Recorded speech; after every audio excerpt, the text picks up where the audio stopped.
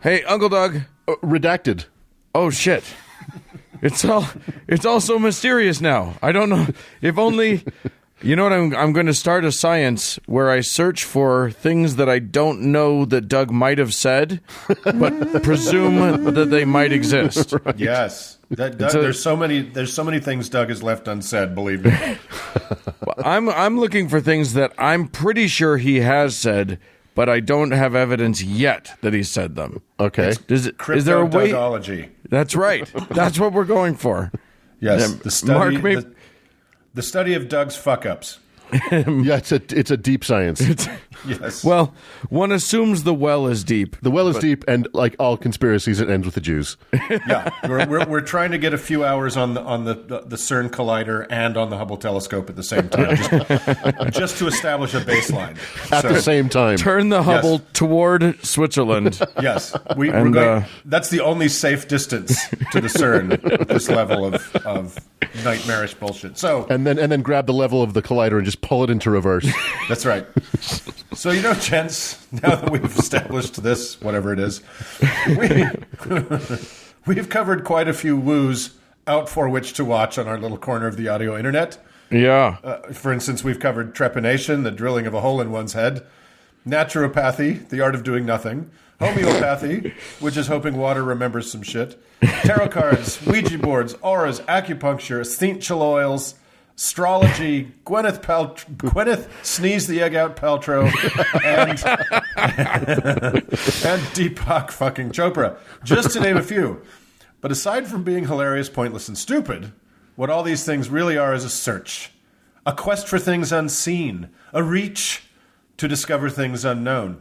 And today's woo out for which to watch, we warn our dear listeners, is no different. No, dear uncles, today's woo warning watch out advisory bulletin alert is just such a quest. A quest that should justifiably be narrated by a 1970s Leonard Nimoy. For today's woo is cryptozoology. Hooray! Yay! What is cryptozoology? You are probably asking with understandable reluctance. Why, it is the search for hidden creatures. But isn't that just zoology? You may also be asking. Why? I may be asking that. You never know. It sort of is. Zoologists and biologists and paleontologists with real scientific degrees and training discover new creatures living and extinct fairly frequently. But they are a tad different than our friends, the cryptozoologists. If the real scientific training obtained by biologists, paleontologists, and zoologists make them like incredibly good homicide detectives, then cryptozoologists are more like out-of-work mall cops, or maybe super shitty private detectives who sent a self-addressed stamped envelope to Pueblo, Colorado, and got a cool pamphlet on how to do a super secret boy detective stakeout in the bushes. So, why were they always Pueblo, Colorado? Why that was the government publishing house. That was where all the pamphlets that you could send away for were published by the government. Huh. Okay, weird. Yeah. And then it hasn't been the same in Pueblo ever since things went digital, as you can imagine. So, have you ever been to Pueblo? It's kind of a shithole. I have. I don't know if I have or not. I don't even believe in Pueblo. Yeah, but it believes in you, Dan. So, cryptozoology is rightly labeled a pseudo-science, which is a nice way of saying not a science at all. Right. So, cryptozoology is more accurately the intersection of a literal snipe hunt and folklore. The creatures cryptozoologists are searching for are legendary, even mythical. The most popular, of course, we've all heard of, like Bigfoot, Loch Ness Monster, and of course the Yeti. Cryptozoologists, like most of the conspiracy theorists we've covered on the show, like David Icke or QAnon, etc., start with the presumption that the beast they seek is real, and then backfill like crazy to stack, air quotes, facts under their absurd conclusion. Very often, in the case of cryptozoology, even faking evidence in their zeal for proof, and more on that in a bit. How dare you, sir? How dare you, sir? So, clearly, we've all heard of Bigfoot and Nessie. More on her in just a tick. But who are some of the other questing beasts that bestir the slumbers of so many amateur Steve Irwins? Let's see which exciting cryptid might be right for you. This is wonderful. There's of course, Brosnia, the Bronzo water dragon, fabled to live in Lake Bronzo in Mother Russia. Ooh, Too fishy for you? How about Minhoshao, the 50-meter earthworm? That's right, a 150-foot worm, not in a Frank Herbert novel of Brazilian legend. Not in the mood for earthworm? Meet the Ozark Howler, a huge cat with horns and fiery eyes that haunts the hollers of Arkansas and Missouri by night. Okay, that one's real. That's for real. They're all real, Doug. Too Howley? Try the Honey Island Swamp Monster, a 7-foot tall, 3-web-toed sort of squatch that reportedly smells like hell. Too stinky? I think I dated her, actually. Too stinky? Maybe the Jersey Devil, variously described as kangaroo-like, a bipedal bat with hooves, and or having the head of either a goat or of a horse and little clawed hands might be right for you. I know I dated her. Too bridge and tunnel for you? Why not give the Ogopogo, a 50-foot-long sea serpent that lives in a popular inland water skiing lake here in British Columbia, a gander? Too Canadian? Why not go casting about for the Elwedrich, a giant chicken with lizard scales and antlers on your next hike through southern Germany? Too giant chickeny? Let's get you into an Oli Tiao, the legendary 12-foot giant bat of Central Africa. Not into the Caped Crusader? How about checking out the Swamp Cabbage Man, a huge stinky thing that haunts the swamps of the Florida Panhandle? Oh, fuck. Too Florida man for you? How about the Lagafjot worm, a 40-foot slimy lake worm in Iceland, first sighted in 1345 and as recently as 2012? And of course, I would be remiss not to mention local Utah creature of legend, the Spinas rhomnicus melchizedekis, Mitt Romney's long-fabled but never actually seen spine. So you see, guys, every corner of the world has some mystery beast just waiting for a retired American middle school vice principal with a multi-pocketed photographer's vest and a wind-up Super 8 camera to come discover it. But before we leave the Hall of Wondrous Beasts, let's take a second to use maths, yes, the mystical art of maths, to explore the problematic probability of one of the classics, the Loch Ness Monster. So, the beloved but very shy Nessie is thought by those seeking her to be a surviving plesiosaur, a species of carnivorous water beast that, as far as we know, went extinct around 65 million years ago. So, Loch Ness, Douglas and I have been. Dan, I think you've been, haven't you? No, not yet. I have yet to make it up to Scotland. Loch Ness is a very lovely, but not enormous, freshwater lake in a valley that has been inhabited by humans, well, Scottish people, for a minimum of 20,000 years. So, lots of eyes have long observed the lake, and there probably hasn't been a single day in those thousands of years that someone hasn't fished on it. So let's say somehow Loch Ness got cut off from the sea somewhere before 65 million years ago. Okay, fine. And let's take a stab at the average lifespan of a plesiosaur being 20 years, because I have no idea. So that's 5 generations, and probably nobody else does. So that's 5 generations of plesiosaurs per 100 years. So that's 650,000 generations of motherfucking dinosaurs in this little lake. So the story of Noah teaches us that you need 2 of a thing to make another of the same thing. So multiply that by 2. But anyone who hasn't read Genesis knows you require a subset of, at barest minimum, 10 breeding pairs to preserve the slightest genetic diversity. So let's imagine there were at minimum 10 male and 10 female big-ass goddamn plesiosaurs in this wee Scottish lake at all times for the past 65 million years. Leaving aside the stupendous volume of smaller fish and sea mammals these carnivorous, crocodile-sized creatures would need to consume all day, every day in this medium big lake for 65 million years, let's do the maths. This lovely Highland lake, just 67 short miles in circumference, must contain 65 million plesiosaur skeletons, many thousands of which would have to range from, say, 5 to 500 years old, so they should just be lying about just like regular old fish skeletons all over the place. This gigantinormous fuckton of evidence should be discoverable by anyone with a snorkel and 30 wet minutes to spare. So you're not taking into account that the plesiosaurus's very favorite snack time meal is other plesiosaur bones. Oh, there it is. They love to eat. Yes, there's the evidence is self-annihilating. Yeah, exactly. But I think, fair warning, don't go in Loch Ness with a snorkel for 30 minutes and for an hour after you've eaten. I just think that's best practices. So, Okay, thank you. anyone believing in cryptids still existing in an overrun world has just this sort of algebra to overcome before they screw their first motion-activated camera to a tree. So let's leave the very improbable Nessie in her chilly, wet bone pile for the moment. Cryptids, it turns out, are no more hilarious and wonderful than the rogues gallery of those who seek them. But unlike cryptids, this menagerie of ham radio operators and monoatomic gold enthusiasts are actually real. Shall we meet some of the big brains of the cryptozoology movement, fellas? Let's. I'm worried. Yes, you should be terribly worried. The air quotes science of cryptozoology was declared in the 1950s by two actual zoologists, Bernard Heuvelmans and Ivan T. Sanderson. But as we learned with Sir Isaac Newton also being an alchemist, or with Prince also being a Jehovah's Witness, you can be amazingly right about one thing and have a whole lot of screws loose about other things.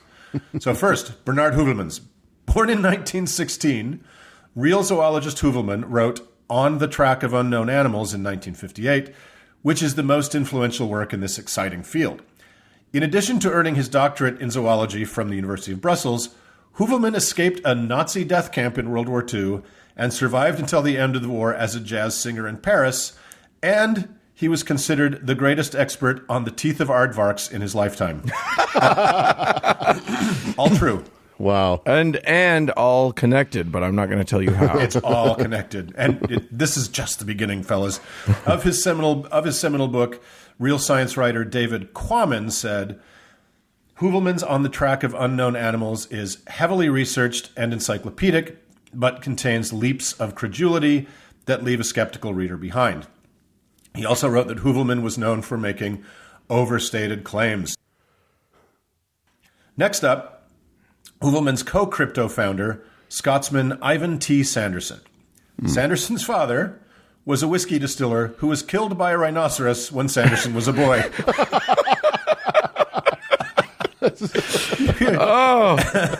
You can color that in any way you want, but it's true. Sanderson served as a counterintelligence. Sorry, you know when you're researching this stuff and you're like, oh my God, really? It's just fantastic. Was the rhinoceros in Scotland? No, he went on a trip to Africa, but I wish it was. So Sanderson served as a counterintelligence agent for the British Navy in the Caribbean in World War II and went on to become the first of the TV animal men. You know the guys, those guys who take exotic creatures on the late night shows to freak out the hosts? Oh, yeah, Right, yeah. He was the first guy to do that. And he even opened an exotic animal roadside zoo attraction in a real place called Monunka-Chunk, New Jersey. I'm calling bullshit on all of this. I'm sorry. I swear it's true. Uncle Mark is just a liar, and we've caught him now. He's just so after his time in Monunka-Chunk, he eventually turned his sights towards creatures of myth and legend. He claimed to have been attacked by the aforementioned Ali Tiao in Africa, a being he described as the granddaddy of all bats. So, next After up, what happened to his dad, he still went back to Africa? Right? Learn I a know. lesson, Jesus. Yeah, like so. Honestly, I hope Christopher Guest is listening to this segment. Please make a movie about these people. Please. Let me audition. Let me exactly. audition for it. You have to. You got it Dan from wants us. to open a zoo in Monunka-Chunk. So, next up, and this guy's a beauty, American John Eric Beckyard. So, after earning an MBA from UC Berkeley in 1966, Beckyard went to work as a city planner, but soon realized he needed to dedicate his life to finding the Bigfoot instead. A man of small self-regard, he would frequently appear on Art Bell's Coast to Coast AM radio program. We've talked about boy. Art Bell before. Comparing himself to Galileo, Louis Pasteur, and naturally, the Wright brothers. Hey, So- Yeah. go big or go home. Go big or go home. Go He Bigfoot opened or go home. He opened a cryptozoology museum in a corner of a restaurant in Malibu, but had to move his collection into storage when the restaurant went out of business. Then the storage unit burned down because, of course, it did. Beckert was later arrested at the 8th Annual International Society of Cryptozoology meeting in 1989 for sending death threats and harassments to the organizer, with whom he very much disagreed on all things Sasquatch. But luckily was released on bail if he promised to never return to Pullman, Washington, hometown of the president of the American Agricultural Economics Association, Ron C. Middlehammer. So please do not bother emailing me about that. He later swore... And stay out of Malibu, Lebowski. Exactly. That's exactly right. Get back to Chunky Monkey. Get back to Manunka Chunk. He later swore he heard the voice of a Bigfoot say to him,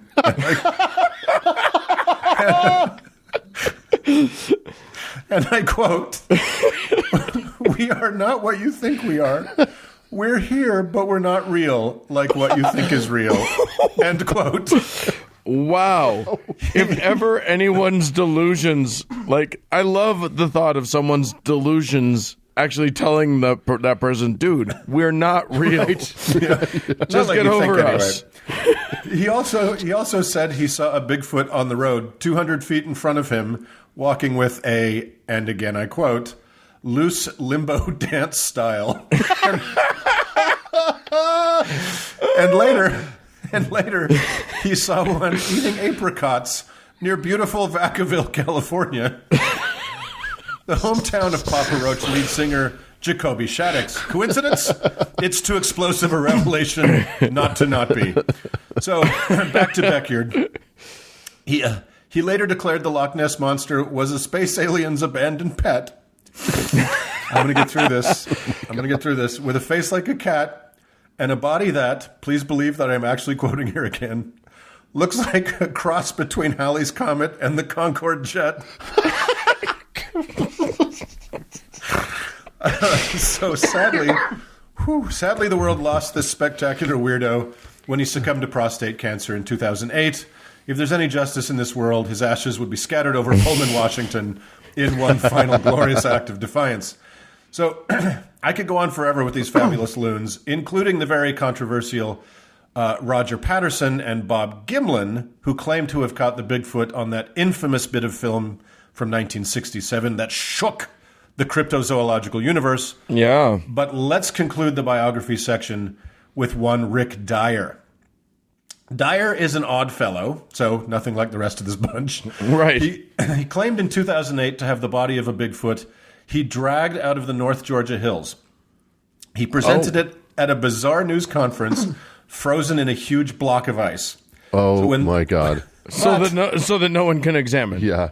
But when the owner of thehorrordome.com, an online Halloween retailer, commented that it looked like a Bigfoot costume they sold, Dyer came clean that it was indeed a Halloween costume he'd stuffed with possum guts. Oh, my God. He then claimed some men in black came and confiscated it, because of course they did. Right, because the government agencies always need the stuff that the wackadoos have invented. And how, I'm sure you've done the math on this, Mark, how many possums does it take to stuff a man-sized suit full of their guts? It seems like the calibration was off, doesn't it? Yeah. I would pick an animal of similar scale, but you'll soon see that Dyer is not in.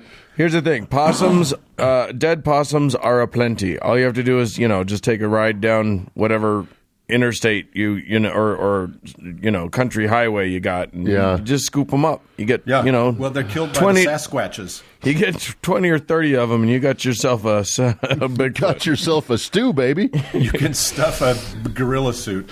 So, 4 years later, Dyer claimed that he lured a Bigfoot into an ambush by nailing pork ribs he bought at Walmart to trees near San Antonio, Texas, hometown of another infamous pork rib enthusiast, President Lyndon B. Johnson. Again, too explosive a rabbit hole to safely spelunk in this segment.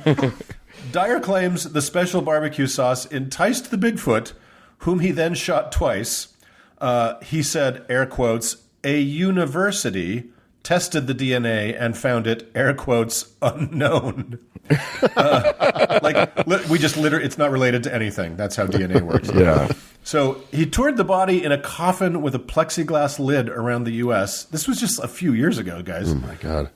Charging the credulous $10 each to see it, netting a slim $500,000 in the process. Holy shit. After attacking and slandering anyone who voiced doubts, a group of very hopeful and very suspicious Bigfoot enthusiasts confronted him and demanded the truth, which was it was a prosthetic he had made by a novelty shop. So, and stuff full of mice guts. Stuff full of cricket guts. So, caught twice ridiculously fabricating Bigfoots, Dyer took to his Facebook page writing, and I quote, "From this moment on, I will speak the truth. No more lies, tall tales, or wild goose chases to mess with the haters. I never treated anyone bad. I'm a joker. I play around. That's me. Coming clean about everything is necessary for a new start." So I guess he's turned over a new leaf and under which probably found a Sasquatch costume. So Dyer is one of the more reckless hoaxers connected to cryptozoology, but far from the only one. Faking evidence is fairly endemic in this quest for the shaggy, foul-smelling Holy Grail. So this bio section should tell you exactly how seriously to take this exciting field of not science practiced by crazy people and frauds. And while it's easy to laugh, very easy to laugh at all this poppycock, there are earnest believers in these superficially preposterous ideas. But as we talk about all the time, there are reasons that people believe in absurd things, even some really smart people. So I had a bit of a tender moment for these hopeful souls when I came across this quote from folklorist Peter Dendel in my research on the subject. Dendel writes, "Cryptozoology devotees consciously position themselves in defiance of mainstream science. The psychological significance of cryptozoology in the modern world serves to channel guilt over the decimation of species and destruction of the natural habitat, to recapture a sense of mysticism and danger in the world, now perceived as fully charted and overexplored, and to articulate resentment of and defiance against a scientific community perceived as monopolizing the pool of culturally acceptable beliefs." Right. So, we all know conspiracy theorists revel in the idea that they know better than the eggheads with all their learning and degrees and shit, right? Of course. That's the whole point. Mm-hmm. That's the whole point. But the part of Dendel's quote that struck me was the other bit. Kind of the genuinely sweet yearning for a world that's as big as it used to be, that such wild places still exist that are vast enough to hide a 50-meter earthworm or giant man-apes, and ultimately to live on a planet whose every square inch has not been crushed under someone's boot or logged on Google Earth. And I love that idea too, yeah? So I shall try to temper my laughter at the rare sighting of an actual cryptozoologist in the wild with a more humanist appreciation that what underlies their belief is a desire for a greener, cleaner world less fucked over by us. But before we move on, I have a confession to make, my dearest uncles. Your beloved Uncle Mark has tasted of the forbidden fruits of cryptozoological subterfuge. What? It's true. Did you not? I'm a hoaxer. You are a hoaxer. Let me explain. In the early 2000s, general poverty forced me to take a movie project I very much should not have. It was obviously going to be a disaster from the first phone call, but I was broke, so off to rural Idaho in the middle of winter I went. It was this baffling horror movie with no money, and the first-time director was trying to pull off a crazy ambitious idea, which was, you know how Christopher Guest does with his amazing improv comedy actors, where there really isn't a script. He just tells them they have to get from point A to point B by the end of a scene. Right. So it results in Waiting for Guffman-style genius. Well, this wasn't a comedy, and the very amateur hacks we had were nothing like improv geniuses. So by day 2, the whole thing had lost whatever thread it never had. Anyway, there was supposed to be this Native American legendary monster, but there was no money to make it. Like, we literally could never show the monster. So the director ordered me to do something that I rightly knew even then would be the low point of my career. I bought some snowshoes, some mattress foam, and some fabric. And after an evening in the workshop, I stood before God and all my peers in a snowy Idaho forest atop 2 hilariously terrible hoaxing feet, questioning every single life decision that had delivered me to this frigid humiliation. He commanded, "Run!" And so I kind of did. I mean, the feet were like 32 inches long, so I wasn't so much of a run, but a slow hop as I tried to gain enough forward momentum to hop again. So let me share some technical experience with any would-be Sasquatch hoaxers out there. Not you, Rick Dyer, you're a joke. When you spread 175 pounds of shamed film guy over 32-inch long by 16-inch wide monster feet, you don't make that much of an impression in the snow. Maybe just 3/8 of an inch. And it only gets a little deeper when a furious German director commands you to piggyback a 200-pound grip around in the snowbank with you. Word to the wise. So that's cryptozoology, guys, complete with a deeply shameful personal experience there at the end. We're going to be in trouble. Somebody's going to send us a chupacabra now. That's what's going to happen. Yeah. I love it. Well, there you go. Get out there, people. Look around. Scout the forest. You're going to find something. Well, that's certainly something. Yeah. You know, the sad thing about the cryptozoology is that the second you find the thing that you've been looking for, it's no longer a mystery. Yeah, and then that's true. that would ruin it. So it's good that they never find the thing. Leave them alone. Yeah. Leave Nessie alone. Well, shall we? Let's move along. Wow.